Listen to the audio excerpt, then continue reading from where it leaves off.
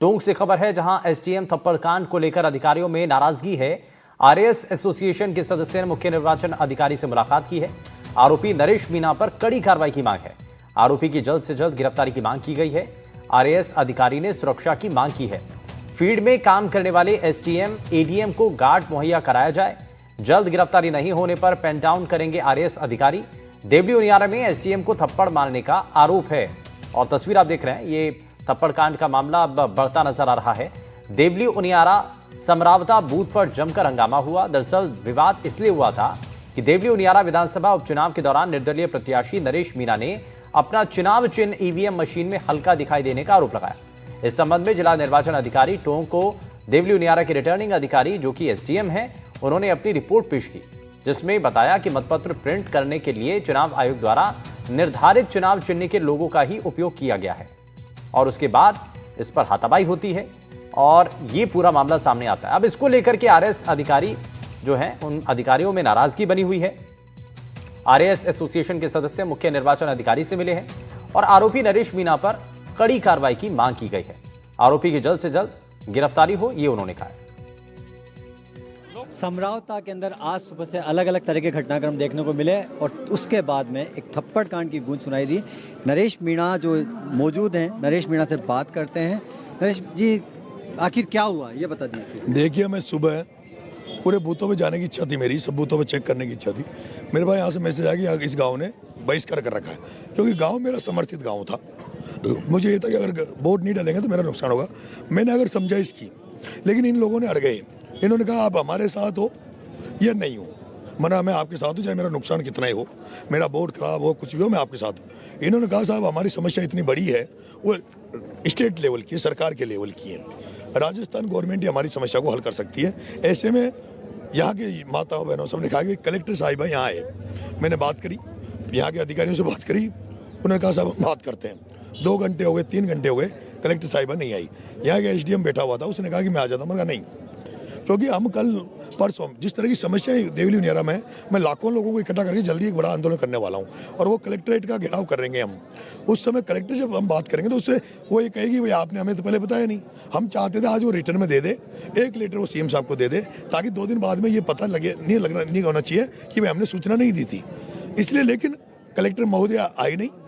वो मेहंदी लगा के वहाँ बैठी है कलेक्ट्री में, यहाँ से 45 किलोमीटर पड़ता है, वो यहाँ आई नहीं और यही कारण हुआ। लेकिन बाद में जो इन्होंने जालसाजी की हमारे साथ, हुआ क्या था कि जालसाजी करी, सारा गांव यहाँ बैठा था।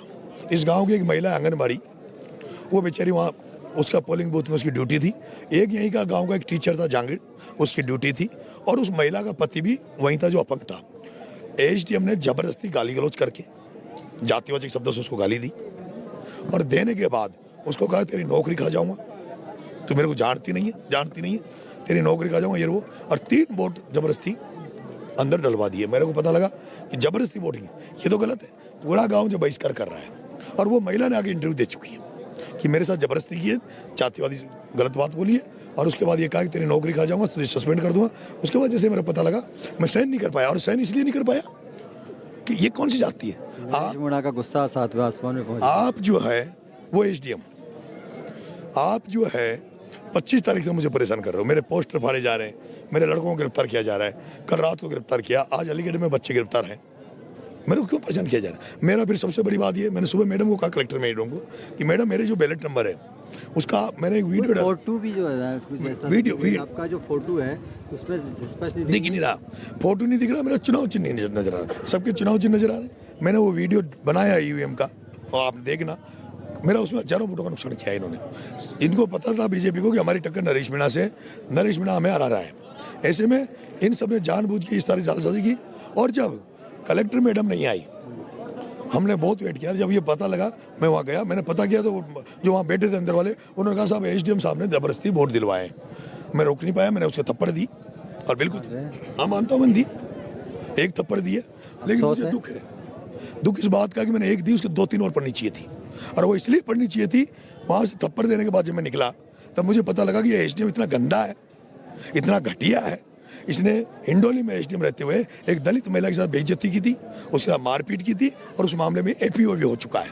आपको नहीं लगता कि इसका आपको नुकसान होगा? चुनाव के बीच में ये सब घटनाक्रम घटा है। आप यहाँ हैं, पूरे 135 किलोमीटर का क्षेत्र है, वहाँ वोटिंग चल रही है और वोटिंग पर भी फर्क पड़ा है क्योंकि अभी तो 50% भी क्रॉस नहीं कर पाई वोटिंग। ये पता है मुझे नुकसान हुआ है, कोई फर्क नहीं पड़ता। क्या फर्क पड़ेगा, हार जाऊंगा। नरेश मीणा का राजनीतिक उद्देश्य क्या है? चुनाव जीतने की अलग बात आती है, कोशिश करते हो लेकिन जीत नसीब नहीं हुई है, मतलब क्या बनना चाहते हो? नरेश, मैं दिलों में राज करना चाहता हूँ, और विशेषकर गरीबों का, जिनका कोई धनी थोड़ी नहीं है। पैसे वालों के पास जेब जुगाड़ होता है, पैसों से वो काम करवा लेते हैं, लेकिन बहुत सारे लोग ऐसे हैं जो बहुत गरीब हैं, कंजर लोग, सासी लोग, बंजारे लोग, भील समाज, जिनके गांव में कोई नहीं जाता, घरों में कोई नहीं जाता, कोई नेता उनसे राम राम नहीं करता। मैं चाहता हूँ जो बिल्कुल गरीब है। वोटिंग तो शुरू करवा दी, आगे? मैं जैसे ही यहाँ वोट खत्म होंगे, मैंने अभी कह दिया, सारे लोगों को यहाँ बुलाऊंगा, उसके बाद आगे का रूपरेखा बनाएंगे। सब गांव वालों से पूछूंगा ये गांव वाले क्या चाहते हैं, पूरी पंचायत का ही मुद्दा है, पंचायत वालों से पूछूंगा। उसके बाद अगर पंचायत वाले, गांव वाले अगर सहमति देते हैं, मेरा तो ये मन है कि मैं उस एसडीएम के खिलाफ कार्रवाई होनी चाहिए, उसके खिलाफ मुकदमा दर्ज होना चाहिए और उसको तत्काल प्रभाव से यहाँ से हटाना चाहिए। यह है नरेश मीणा, थप्पड़ कांड के बाद जिनसे बात हुई है, इन्होंने अपनी बात रखी है। कैमरामैन रोहित के साथ रविश टेलर, एनडीटीवी, समरावता गाँव। तो नरेश मीणा से बातचीत की हमारे संवाददाता ने। रविश टेलर इस वक्त हमारे साथ जुड़ चुके हैं। सबसे पहले रविश, थोड़ा सा बताइए इसके बारे में। अब इस मामले को लेकर के शिकायत भी हुई है और दूसरी तरफ जो अधिकारियों की लॉबी है वो इस पर बड़ी नाराज चल रही है, वो कह रहे हैं कि इस पर कार्रवाई होनी चाहिए। जी शुभेंदु, अभी हमारी नरेश मीणा से भी बात हुई, पुलिस अधीक्षक टोंक से भी बात हुई है, और सबसे महत्वपूर्ण बात है कि जिस तरह से जो है विरोध शुरू हुआ है, नरेश मीणा ने भले ही कह दिया हो कि इसे जाति से नहीं जोड़ के देखा जाए, लेकिन एक एसडीएम पर थप्पड़ मारा है और नरेश मीणा इस बात पर अभी भी जो है टिके हुए हैं कि हाँ मैंने कम मारा। लेकिन सबसे महत्वपूर्ण बात यह कि ये मामला जो है, क्योंकि अभी मतदान चल रहा है, मतदान शुरू हुआ है, तो प्रशासन की पहली प्राथमिकता ये थी कि किसी भी सूरत में इस बूथ पर जो है मतदान शुरू करवाया जाए। मतदान के लिए मतदाताओं को जो है अंदर ले लिया गया है। अब जाट समाज की नाराजगी भी देखने को मिली है, कर्मचारी संघ के भी जो कुछ लेटर पैड हमें दिखे हैं जो विरोध के तौर हुए हैं, आरएस लॉबी भी जो है नाराज बताई जा रही है।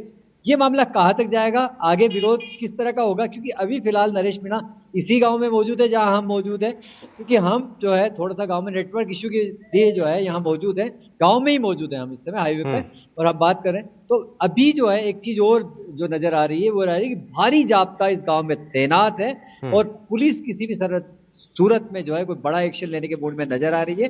संभवतः जो है मतदान समाप्ति का इंतजार किया जा रहा है। वहीं नरेश मीणा भी तैयार है अपने समर्थकों के साथ में, वो एक बड़े आंदोलन की बात कर रहे हैं, एसडीएम के खिलाफ कार्रवाई की बात कर रहे हैं। आगे भविष्य में क्या होता है, प्रशासन क्या सोचता है, सरकार ये थप्पड़ कांड का मामला जो है थमता नजर नहीं आ रहा है। बहुत शुक्रिया रवीश इस पर जानकारी देने के लिए।